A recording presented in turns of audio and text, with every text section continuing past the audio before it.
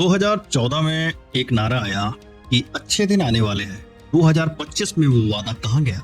Youth LinkedIn पर open to work लिख रहा है, किसान कर्ज में दबा है, मिडिल क्लास जीएसटी और पेट्रोल के बिल गिन रहा है और बाहरी दुनिया से H1B शौक आ रहा है। आज हम बिना किसी मुंह बोले बयानों के, सिर्फ रिकॉर्डेड फैक्ट्स, रिपोर्ट्स और जमीन की सच्चाई के साथ बीजेपी गवर्नमेंट के 10 साल का वजन करके बताएंगे। नमस्कार दोस्तों, मैं हूं आपका वकील दोस्त एडवोकेट राहुल लखेरा।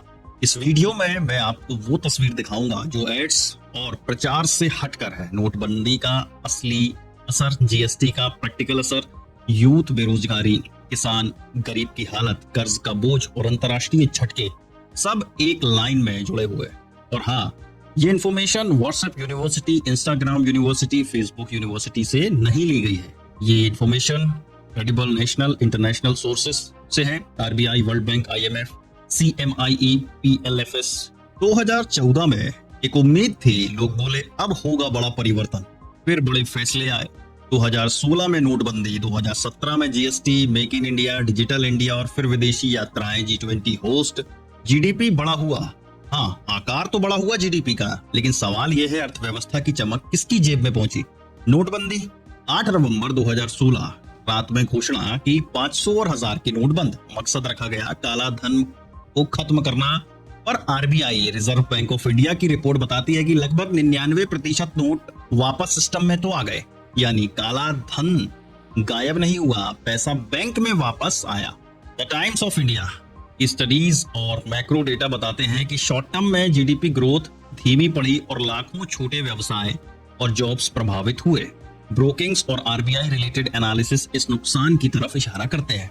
मतलब पॉलिसी का इरादा जो भी था, ग्राउंड पर सबसे ज्यादा चोट छोटे व्यापारी, किसान और डेली वेजेस वर्कर ने खाई।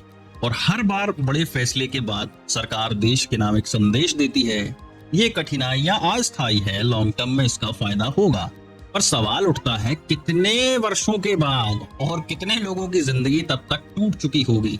अब बात करते हैं GST, goods and services tax.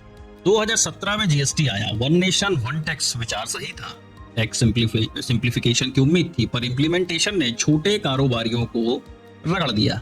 Compliance burden, online filing, slab confusion, 5%, 12%, 18%, 28% ने एमएसएमईज को परेशान किया। अच्छी बात यह हुई कि टैक्स बेस बढ़ा और फॉर्मलाइजेशन आया, पर नुकसान कुछ वर्षों में कई छोटे व्यापारियों ने उठाया। 2025 में स्लैब सिंप्लीफिकेशन पर काम हुआ, पर सवाल यही, इतनी देर क्यों? अब बात करते हैं यूथ एम्प्लॉयमेंट के बारे में। युवा बेरोजगारी सबसे भारी और कड़वा सच, रोजगार की कमी। CMIE और PLFS जैसी सर्वेस से मिलता जुलता पिक्चर यही दिखता है। ओवरऑल अनएम्प्लॉयमेंट अलग दिखेगा, पर युवाओं का एक्सपीरियंस खतरनाक है। अर्बन यूथ अनएम्प्लॉयमेंट उच्च स्तर पर बनी रहती है। Recent reports shows overall employment approximately 5.1% in August 2025. Youth figures much higher. ये स्टडी इकोनॉमिक्स टाइम्स की है। हजारों इंजीनियर्स और ग्रेजुएट्स डिग्री लेकर गिग इकोनॉमी में धकेले जा रहे हैं। डिलीवरी एप्स, कैब ड्राइविंग, किसी के सपने टूट रहे हैं। उदाहरण के लिए रामू IIT से pass out. Make in India के सपने के साथ आज सर्ज प्राइसिंग में उम्मीदें लगाता है। सरकार के बड़े वादे, हर साल करोड़ों नौकरियां, लेकिन ग्राउंड रियलिटी कुछ अलग है। स्कीम्स आ रही हैं, पर डिलीवरी और स्केल में गैप है। किसानों की आय दोगुनी करने का वादा किया गया, पॉलिसी और सब्सिडी जरूर दी गई, पर डेट ट्रैप, इनपुट कॉस्ट और मार्केट वोलेटिलिटी अभी भी भारी है। खेती डिपेंडेंट परिवारों को अस्थिर आय का सामना करना पड़ता है। गरीबों के लिए फ्री राशन जैसी स्कीम्स राहत देती है, पर राशन से जीवनचर्या नहीं बदलती। स्ट्रक्चरल चेंज चाहिए, market access, price support, health care. अब बात करते हैं मिडिल क्लास और पब्लिक डेट की। मिडिल क्लास पर टैक्स, फ्यूल प्राइस, EMI का दबाव बढ़ा है। पब्लिक डेट फिगर्स दिखाते हैं कि अभी भी डेट टू जीडीपी हाई है। सरकार ने फिस्कल डेफिसिट टारगेट घटाने की बात कही है।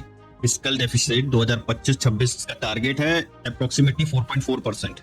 IMF ने कहा है कि डेट लेवल मैनेजेबल पर रिस्की भी है। मतलब external shocks, global rates, trade shock से वल्नरेबिलिटी बनी रहती है।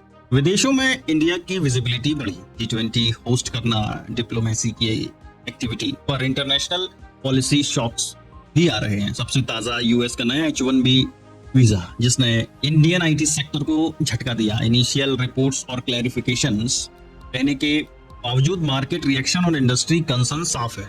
यह दिखाता है कि ग्लोबल लिंकेज बड़ी है, पर एक्सटर्नल पॉलिसीज का असर हमारी वर्कफोर्स और रेवेन्यू पर सीधा पड़ा है। एक बात जो बार बार दिखी है कि कोई बड़ा फैसला होता है और उसके बाद देश के नाम संदेश आता है। हर संदेश में रीएश्योरेंस, सेक्रीफाइस की बात और लॉन्ग टर्म विजन का राग होता है। पर अब ये संदेश सुनकर भी डर लगता है। क्यों? क्योंकि रिपीटेड पैटर्न्स में बड़े फैसले, कठिनाइयां, फिर संदेश आया और कॉन्सिक्वेंसेस आम लोगों ने भुगते हैं। अब सवाल उठता है, अगला संदेश क्या कहेगा? फिर किसकी जिम्मेदारी बनेगी टूटे हुए परिवारों की? तो दोस्तों, कुछ वास्तविक इंप्रूवमेंट्स हैं। Infrastructure, digital adoption, international profile और structural problems, youth unemployment, agrarian distress, middle class strain, debt vulnerability अभी बाकी है। हमारी जिम्मेदारी क्या है? सिर्फ सोशल मीडिया पर नारे लगाना नहीं, सिर्फ रैली में अंधभक्तों की तरह दौड़ना नहीं, हकीकत में पूछना, डेटा कहाँ है, डिलीवरी कहाँ है। डेमोक्रेटिक अकाउंटेबिलिटी का मतलब यही है, सवाल करो, एविडेंस मांगो, वोट करना इन्फॉर्म्ड तरीके से। अगर आपने इस वीडियो को देखा है और थोड़ी भी अगर आंखें खुली हो तो एक काम करिए, लाइक करें, शेयर करें और कमेंट में बताइए आपकी जिंदगी पर इन नीतियों का क्या असर पड़ा है। मैं सारे क्रेडिबल सोर्सेस डिस्क्रिप्शन में दे रहा हूँ, पढ़िए, समझिए और दूसरों को भी दिखाइए। मैं हूँ आपका दोस्त। अगली बार हम किसी और बड़े कड़वे सच के साथ मिलेंगे। तब तक सोचिए और सवाल पूछिए, क्योंकि डेमोक्रेसी वही है जहां सवाल बोलते हैं। जय हिंद।